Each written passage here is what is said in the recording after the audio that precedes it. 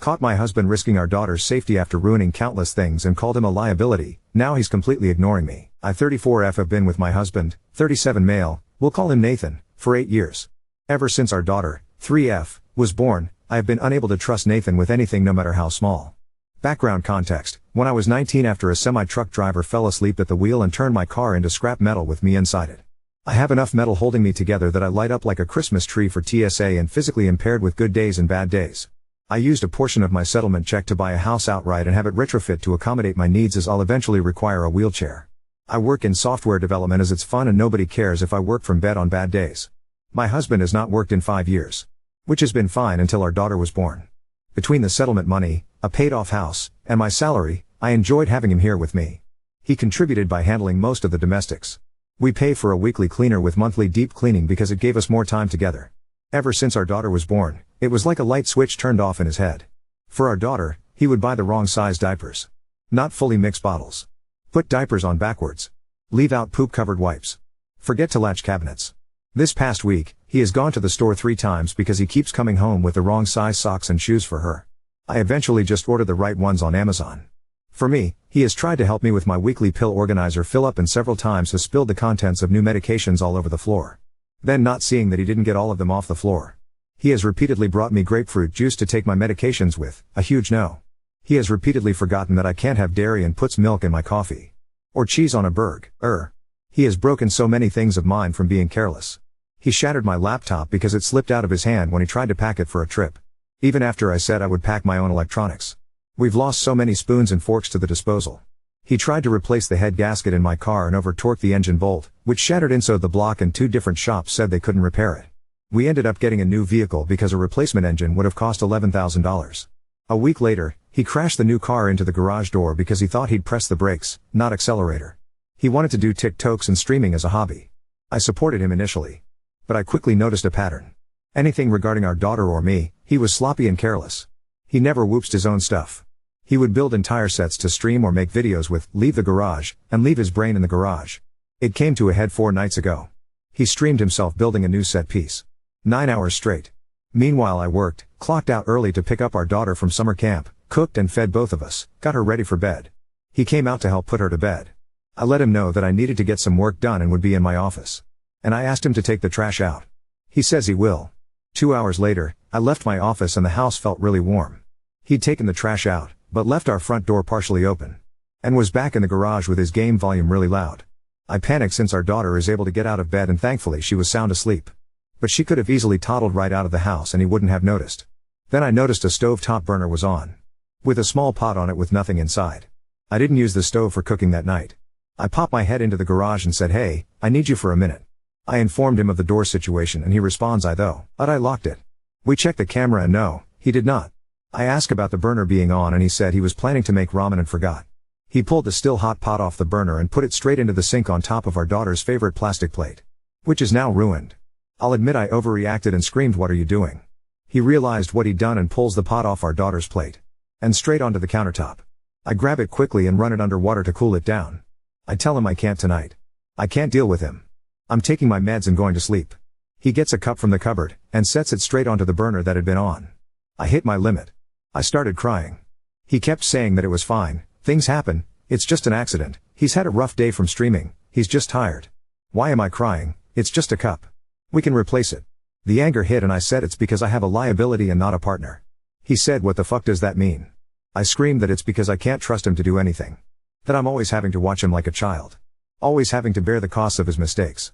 That every time I get careless and think I can trust him to be an adult, I'm always the one getting fucked over. I then said, "I can't see you as a partner anymore. You're just another liability in my checkbook." He immediately stormed out of the kitchen and went to bed. I called my mom and told her what happened. She thinks it's just stress and offered to take our daughter for a week so we could figure this out without our daughter seeing it. She says it was an asshole thing to call my husband a liability. In the morning, I told my husband that my mom would pick up our daughter from summer camp and offered to watch her for a week. He said okay, and that's the only interaction we've had since. He spends all day in the garage playing games with his friends, making TikToks, and streaming. For food, he's been ordering DoorDash and having the person deliver it in the garage. It's been days and he refuses to be in the same room as me. I've tried messaging him to ask if we can talk. Or figure out a solution. But he's just left me on read. If I pop into the garage, he ignores me but apologizes to his friends or viewers for the interruption and geek unmute his mic when the noise stops. Before the blow up, I've asked if there was something going on. I tried to gently respond every time he screwed up so our daughter didn't associate mistake to anger.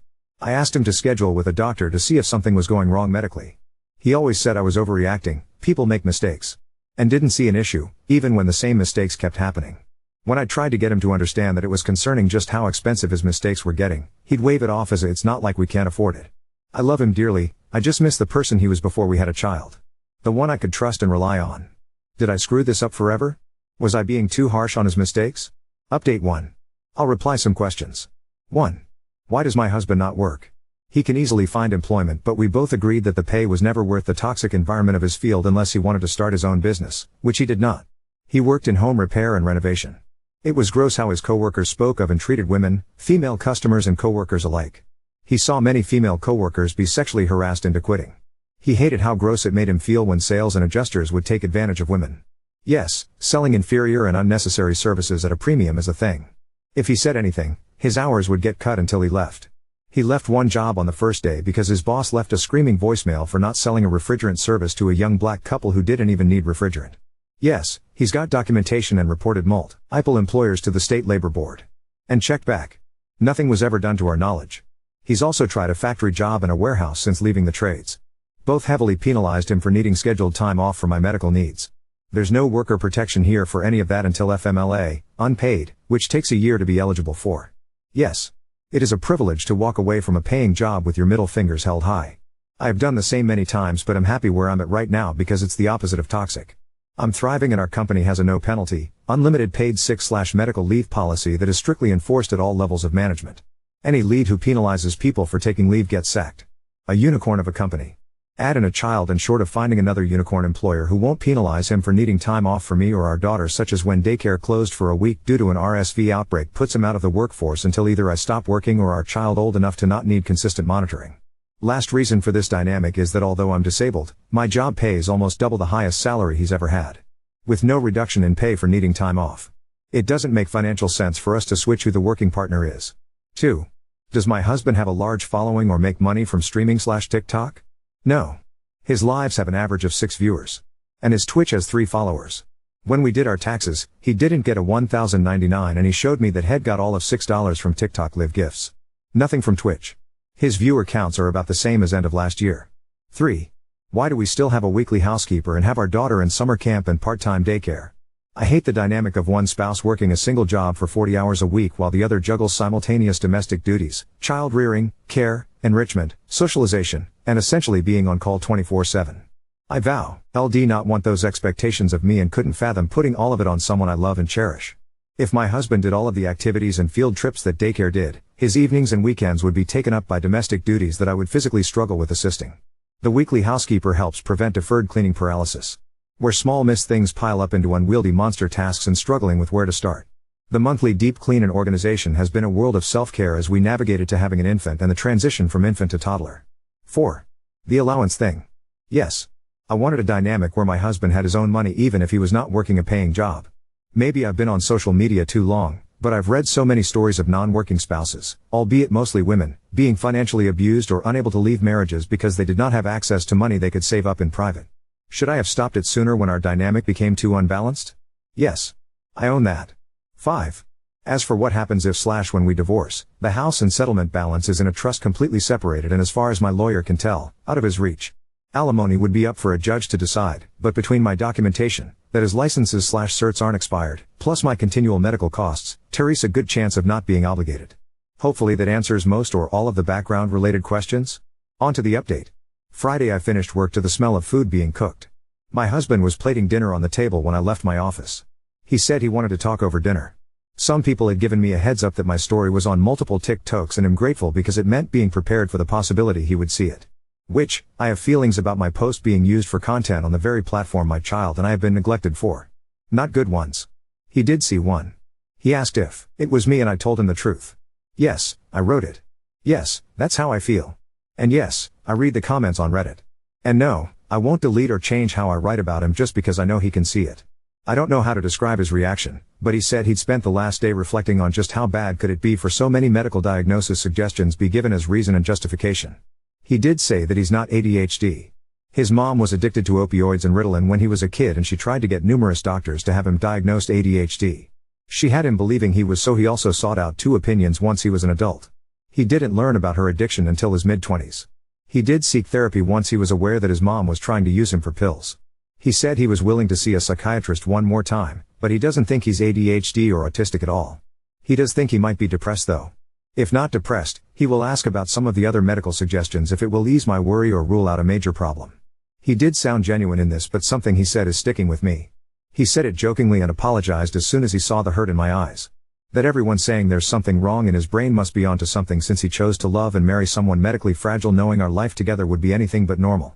He did also admit that the night he'd left the door open, the pot on, ruined our child's favorite dish, and a cup, he drank a little too much on his stream. And would monitor that more closely. He said the last few nights, he had been filling his wine bottle with grape juice so it looked like he was a jolly drinking Viking, but was actually sober. He said he would keep doing that. After dinner, we went out and he surprised me with seeing the new Deadpool movie. We didn't go to our normal theater because he looked up what each theater had for limited edition popcorn buck, ETS. I now have the baby Deadpool one that holds popcorn and a drink. We spent the next day going over the extent of how our family dynamic changed for the worse. How the little things have added up. How I see change as a part of an apology. If you verbally apologize but repeatedly do the same thing, the apology words are worthless to me. And that he didn't recognize just how frequently he was making the same/similar oopsies. Sunday, we spent talking over short and long term. What needs to change immediately, him scheduling his own doctor appointments. Timelines for expectations. He agreed that replacing or fixing things he caused will no longer come out of our expense account. He will pay it from his allowance account. Which we talked about. I did turn deposits back on, but only for $50 per paycheck. He suggested we keep it that way until he's paid back the cost of repairing the garage and car from earlier this year. He said it will take him far longer to undo the cost of destroying the engine to my last vehicle, but that he's going to step up and find ways to make it right. Yes. I see the red flags. Love bombing. Not knowing how frequently despite repeated talks. Thinking verbal apologies are the final step in apologizing, and not understanding that repeatedly doing the same problem thing is the same as never apologizing. And yes, I know he will read this. Do I actually think this is resolved and we will come out of this as a perfect married couple who stays together until one of us croaks? Not really. Full offense to husband, for now. Is it a potential resolution? Maybe. But my husband is fully aware that he has a lot to make up for, a lot to fix, and a tight schedule to make it happen. And that the lesson for our daughter, later in life, is either going to be taking real accountability can steer a wayward ship back to course. Taking accountability is the right thing to do, even if you don't get the result you wanted, or love alone isn't enough. TLDR, wow, this sucks. I suck for letting it get this far. My husband sucks for what he's put us through. Life owes me a dinner date if it's gonna F me so hard. But there's a potential path forward that doesn't involve divorce. But may involve divorce. Edit to add, he finally read the post, so please read between the lines to what I'm actually saying. Last 4 words of the previous 4 paragraphs if it's not obvious. Now on to second story. Confronted my fiancé about my $38 engagement ring from Temu, and now I'm questioning if he even plans for us to last. My 27F fiancé, 29 male, proposed to me a few weeks ago. It caught me completely by surprise, but we've been together for 3 years and things have been going great. So I was really excited and said yes. I really liked the ring when I first saw it, and my friends and family all think it is stunning. It's an oval cut with diamonds across the band. I asked where he got it and he wouldn't tell me where, but that he got a great deal on it. I didn't think anything of it until yesterday. We were in bed and I was asked him if it was diamond or moissanite, mainly out of curiosity. I don't have a preference BTW. He said he didn't know and would have to look it up. When I glanced over at his phone, he was in the Temu app. I asked him if he got it from there and he didn't respond. So I asked again and he responded with something like, "Does it matter?" And left the room and ended up sleeping on the couch. I spent all night so confused. Today decided to download the app and look up my ring, and I found one that looks identical. I found the exact ring and it listed at $38. I am mad. He makes good money, $200K/year, and I feel like he could have shelled out some money for a ring better than one on Temu. Ida for telling him I don't want it? Okay, I'm not mad that the diamonds are not real. But I worry about the quality of the ring because I imagine my engagement ring to at least be sturdy. It's fine for now, but I have a hard time believing it'll last longer than a year if it's $38 on Temu. Commenter, NTABC, that thing might turn your finger green. He's lucky you don't have a sensitivity to fake metals like some do. He makes good money but bought a $38 ring. Is he cheap with other things where this discount shopping isn't a new thing for him and he's just an all-around penny pincher? My first thought was, did he not spend the money BC he doesn't want/expect this to last? Oop, Yeah, let me provide some more context. Really, he's never been overly frugal. I'm probably more frugal than he is. Neither of us are huge spenders, but we each make enough to not have to strictly budget or anything. We have our own accounts and split rent equally. I know he has at least $100K across his savings/investment accounts. We go out for drinks a few times a week and we'll go to concerts together and whatnot frequently. We travel a few times a year and stay in basic accommodations. Like our DoorDash the other night was $40. My ring costs less than DoorDashing dinner. Commenter, you are NTA, but what we all really want to know is whether or not you would still marry him if he replaces the ring. The responses to this have made me even more confused.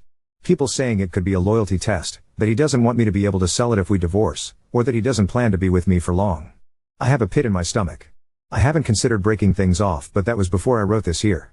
I was thinking maybe he was just not thinking or rushed getting the ring, or maybe he genuinely thought he was getting a great deal on a high quality ring. I'm not sure at this point. I plan to confront him when he gets back from work in a couple hours. The response to this is just absolutely insane. Sorry, I'm having a hard time keeping up with responses. A few of y'all want to see the ring, so here it is if you want to look it up. I'm still waiting for him to get home. Seller, LVZ Gem 1 Count Nasani. Hey, ring, women's wedding band suitable for banquet, party, official occasion, holiday, Valentine's Day, proposal, engagement, wedding gift, anniversary gift, birthday gift with certificate. I guess it technically is moissanite? Update 1. After reading responses from my first post on the IDA subreddit, it got taken down. I was freaking out a bit. He came home while I was FaceTiming a friend about this. I hung up with her and then talked to him for an hour or so. He apologized for sleeping on the couch and that he needed time to think. He doesn't see eye to eye with me on my concerns about the ring and says he did research and that it was highly rated. He says if the ring breaks he will replace it, but didn't say it'd be higher quality. I have people messaging me that the ring could be harmful to my health and that Temu has horrible standards for their jewelry and labor issues, so now I really don't want to wear it. He left and went to his brother's house. Usually I'd go with him, but things are just tense. Ida for telling him I still don't want it? Commenter, kind of tough, because had you not found out it was from Temu, would you be upset? TBH. If I hadn't found out it was from Temu I probably wouldn't be upset. But when it inevitably breaks or tarnishes, the truth would come out. Now that I know, it has completely changed how I feel about the ring, even if it aesthetically doesn't look too bad. Commenter, did this come as a shock, or is he normally cheap and thoughtless? He's not normally cheap or thoughtless. He's genuinely a great guy, which is making this harder to navigate. He started making me feel really guilty and materialistic today when we talked about this, and I can see his point of view, but I'm just confused. It feels like Temu is the bottom of the barrel.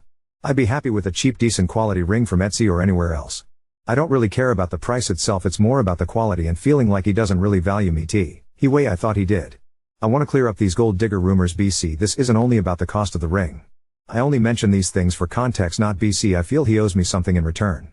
When I met him, I was making just over $100K and he was working part-time and doing an internship, bringing in significantly less than me. He totaled his car early on in our relationship and I happily drove him to his work every morning on the way to my work when he didn't have a car. When his mom got sick and went on hospice, I immediately canceled all of my travel plans and holiday plans with my family and sat with him, visiting her every day for months. I helped with funeral arrangements. I helped plan his brother's wedding.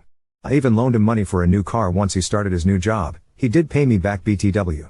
He moved in with me recently and most everything in the home is mine that I paid for prior to the relationship, furniture, etc. I have paid for so many plane tickets for our travels, concert tickets, etc. that I've never asked him to pay back and never will. That's what a relationship is. I genuinely care for him. He has done similar gestures for me and is more than willing to spend money on dates. Believe it or not, I'm not this greedy woman sitting here excited to get his money. I have my own. We never went ring shopping. The proposal was a surprise to me. We'd casually discussed getting married in the future for the past year or so, but he never asked my taste in rings, so I was kinda thinking that it happened before the engagement. I actually like the style of the ring, but now that I know it's from Temu I can't look at it the same way. Update 2. I'm literally just sitting here refreshing your comments trying to figure out what to do next. He texted to let me know he plans at staying at his brother's for the weekend and is taking Friday off. It's not crazy abnormal since he's been watching football over there, but I feel like he's avoiding me now. I am trying not to be pushy about the situation and I'll give him some space, but now I'm just in my head about all of it and regretting my initial reaction. It's just a dumb ring and maybe I've read into it too much. The only other time we've had an argument like this it was resolved within a couple hours, so I'm not used to this behavior from him. Update 3. The gold digger rumors. When we met I was making more than him and often paying for his things. His high paying job is a recent development. I have my own money and don't need his. I asked him what was going on, if there was anything he needed to tell me, if he was testing me by doing this. Well, that really set him off. What kind of person do you think I am? You think I'm a cheapskate? A liar? You obviously think really poorly of me, but still he never gave me a reason. So I asked why he was deflecting every question to victimize himself and to avoid my questions.